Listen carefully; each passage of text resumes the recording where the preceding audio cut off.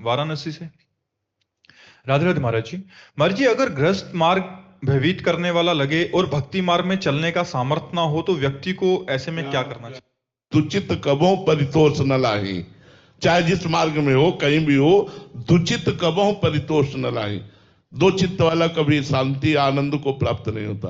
पहली बात, गृहस्थ में भयावा कुछ नहीं है, कुछ नहीं भयावा है। भयावा है विरक्त में। मन काम सता रहा है, अब वो बार बार नाम जप से भी कंट्रोल में नहीं आ रहा है, हृदय जला रहा है, आकर्षण कर रहा है, अब ये भय है। मन लगता है कोई यार हमसे प्रेम से बात करे, भगवान तो बोल नहीं रहे, अब यहाँ किसी से प्रेम से बात करो तो फंस जाओगे, ये भी भयावा है।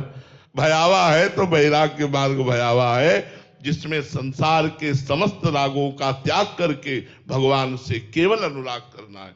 हमें लगता है गृहस्थ में जाना चाहिए, विरक्त में उसे जाना चाहिए जिसने जीवित मर जाए उलट याप में समाए, यह है दिलगिरी। जिंदा जो मरने के लिए तैयार, उसे वैराग्य में आना चाहिए।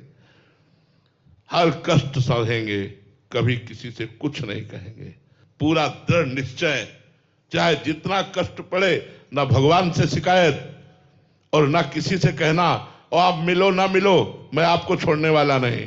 पूरा जीवन ना मिलो, पूरा जीवन कष्ट दो, तो भी मैं आपके ही चरणों में रहूंगा, आपका ही नाम जप करूंगा, आपका ही दास कहाऊंगा। ऐसा दृढ़ निश्चय इस मार्ग में चल सकता है। तो हमें लगता है अगर भय शब्द कहो भोगों की तुलना में देख करके, तो भयावा तो परमार्थ का वैराग्य मार्ग है, जिसमें कदम कदम पर लड़ाई है, कदम कदम पर युद्ध है, कदम कदम पर भय है और उनको रौंदते हुए बढ़ना है। गृहस्थ धर्म में हमें लगता है भय नहीं है। महाराज जी, यही सोच के सामर्थ्य नहीं लिखा है शायद कि इसमें चलने का सामर्थ्य नहीं है, बट वहां भी फंसने का कि मोह के बंधन है। नहीं, बहुत केवल भावना की बात है। देखो, केवल भावना की बात है। अगर हम अपने पति को भगवान का स्वरूप मान लें, अपने छोटे छोटे बच्चों में भगवान की, गोपाल जी की भावना करके उनको खवाएं पिलाएं, दुलार करें, पढ़ाई आदि, अपने परिवार के पोषण के लिए हम धन कमाएं, परिवार हमें भगवान ने सेवा दी है, और नाम जप करें, तो गृहस्थी में क्या परेशानी है? सबसे बड़ा गृहस्थ धर्म है जिसमें संतों का प्रादुर्भाव होता है। हम लोग कहां जन्मे हैं? गृहस्थ में ही तो जन्मे जितने संत हैं। हम लोगों को कपड़े कौन देता है?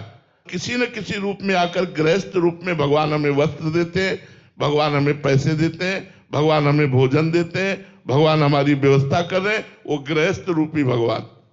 भगवान मुरली रख के नहीं आते हैं, मुरली रख के नहीं आते, भगवान इन्हीं रूपों में आते हैं और हमें अर्थ देते हैं, हमें भोजन देते हैं, हमें वस्त्र देते हैं। तो आप सोचो, धन्य है वो गृहस्थ जो मेहनत करके कमाता है, अपने परिवार का पोषण करता है, भगवान का नाम जप करता है, साधु महात्माओं के उदर भरता है, उनकी साधना को पुष्ट करने के लिए उनके वास की व्यवस्था, उनके वस्त्र की व्यवस्था, और इसके बाद अभिमान नहीं, उनके चरणों में प्रणाम करता है। गृहस्थ धर्म सबसे बड़ा मूल है। इसी गृहस्थ से संत उपजते हैं, इसी गृहस्थ में भगवान का अवतार होता है। इसलिए ऐसा तो ना सोचो कि गृहस्थ धर्म से भगवत प्राप्ति नहीं होती, गृहस्थ धर्म केवल फंसाने वाला, ऐसा ना सोचो।